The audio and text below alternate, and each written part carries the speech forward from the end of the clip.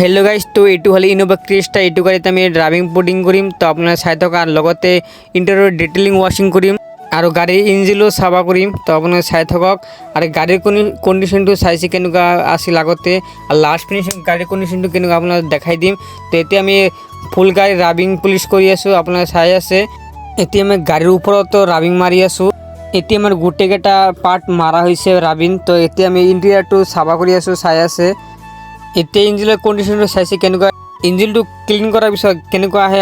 এতিয়া আমি ইঞ্জিনটোত কেমিকেল দি স্প্ৰে কৰি আছোঁ, লগতে হাই প্ৰেছাৰ দি পানী মাৰি আছোঁ। তো আপোনালোকে চাব লাষ্ট ফিনিচিং কেনেকুৱা হয় আৰু আপোনালোকে চাইছে ইঞ্জিনৰ কণ্ডিশ্যনটো আগতে কেনেকুৱা হৈছে আৰু এতিয়া কেনেকুৱা লাগছে কমেণ্ট কৰি জনাব। আৰু এইটো হ'ল বডি পুলিচ। এতিয়া আমি বডি পুলিচ মাৰিম, আপোনালোকে চাইছে এতিয়া আমি বডি পুলিচ মাৰি আছোঁ ফুল গাড়ী।